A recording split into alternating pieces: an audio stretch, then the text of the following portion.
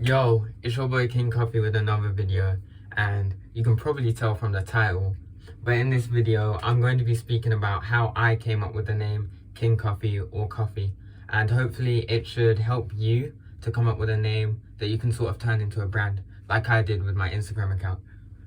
Now, the positives to staying and watching this whole video is that I thought quite strategically about this, I thought quite creatively about this, and my name is also sort of personal to me, so it's almost as if I'm proud whenever someone refers to me by my name, or I'm proud to go by this person, this sort of alias. Now, if you didn't know this about me, I am from the Caribbean. It's actually a country called Guyana in South America, but it is counted as a Caribbean island, and it's also part of the West Indies. It borders Venezuela, it borders Brazil, and it borders Suriname, I believe. I'm gonna get back to that though, because even though it's quite an important part of the process in which I came up with the name Coffee, there were some more things that I considered before. Being a creative writing student, I sort of knew that the title or the name I go by was really important. It has to be sort of easy to say, captivate. My name doesn't really entice, but it's easy to remember, it's easy to say, it's easy to spell, it sticks in your head. So I know for a fact that I wanted something like that. And I was searching for possible things, what things are catchy, what things are popular, maybe a pun, something like that. Like how Pokemon, because her name's actually Amon, for those of you who don't know. Something like that I was going through and I was considering, but I also wanted to relate to it in terms of my identity. So then I thoroughly researched the things that I felt define me, my biggest personality traits. And I don't want to whittle, is that a word?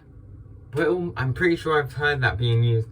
I don't want to whittle my personality traits down to 5 or 6 things, but things that I liked. I like video games, I like football, I was proud to be from the country that I was from.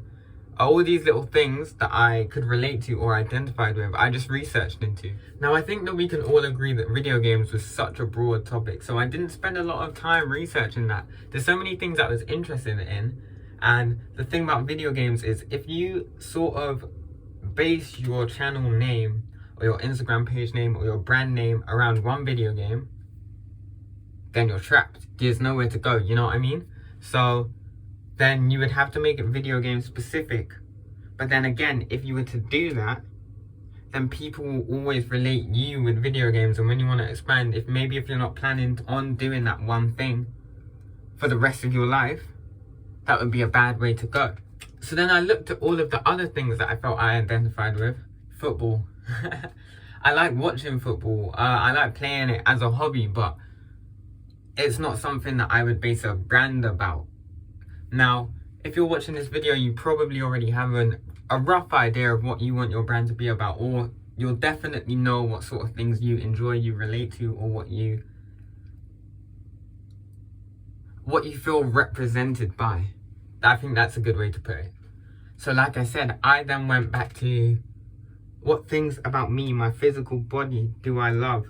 Obviously, the skin color. I'm Leng, this melanin is incredible. But yeah, I didn't initially start with skin color or anything to do with race, but I sort of came across the idea of maybe I should research Guyana, because to be honest, I don't know a thing about Guyana. My family came over during like Windrush times, so I'm like the second generation of living in the UK. I've never been to Guyana.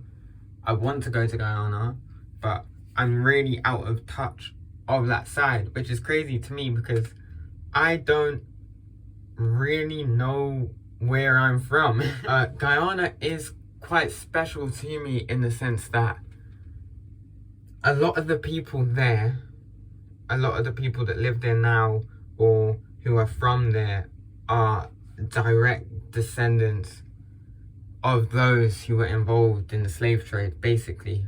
There's no way to sugarcoat that.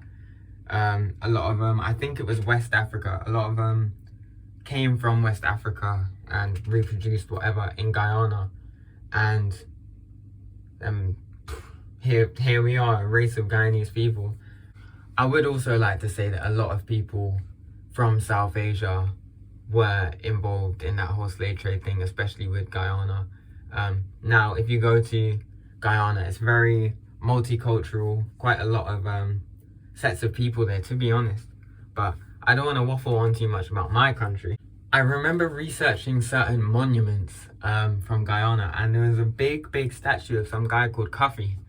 And I read the little monument. It said basically this guy Kofi or Kofi is actually spelled Kofi technically, but Kofi is the phonetic way of saying it, or the phonetic way of spelling it. That's how they pronounced it at the time. He was basically a slave, a house slave. So he worked in the house, cleaning, cooking, looking after kids potentially. He wasn't in the fields of the plantations, but he was a house slave that helped set free 2,500 or thereabouts slaves. I don't want to get too deep into his story, but the way he did it was really cool. He set free the people on his plantation. He went to other plantations, completely took over their houses, stole weapons from the masters, stuff like that. So he was a full-on criminal, he's a full-on rebel, but he did it in a way to create positivity.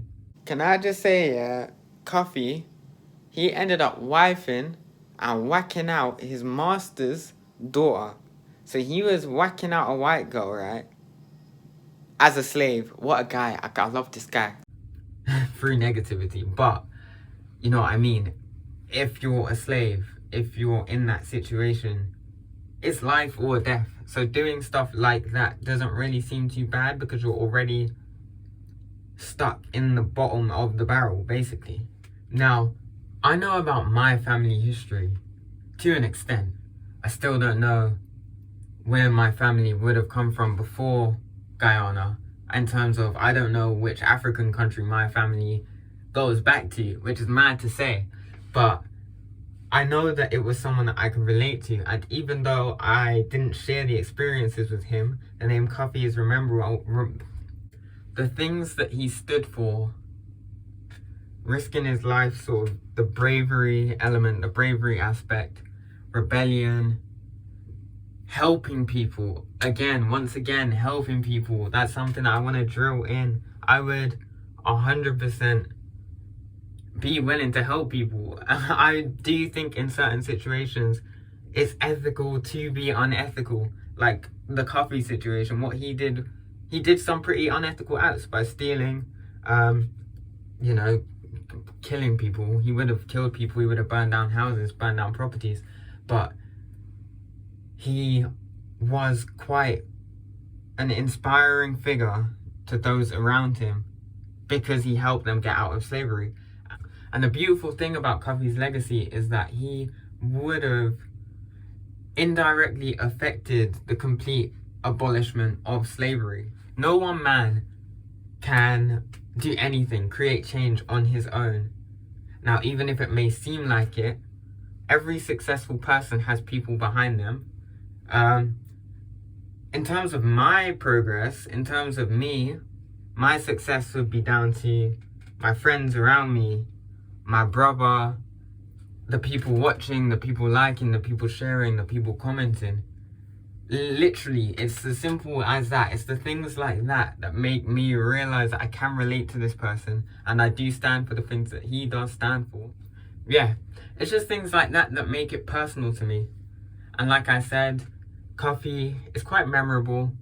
It's easy to spell, easy to pronounce. It rolls off the tongue. It looks presentable as well. It looks nice and clean when it's written down. So hopefully that helps you come up with your ideas. I know that even though I didn't really center my sort of video on how you should do it personally, what I like to do is I like to share my experiences, and hopefully that sparks interest in yours or sparks ideas that can be applied to you. And hopefully I helped. If I did help, remember to like, comment, share, subscribe, all of that. All of those mean the world to me. I've already made it clear what my intentions are, my goals for the future, and they're quite difficult to achieve. So right now, I'm at ground floor. I'm like level 1, and I really would appreciate it if you could help me out as much as possible just by liking. And I hope you enjoy the rest of your day, to be honest.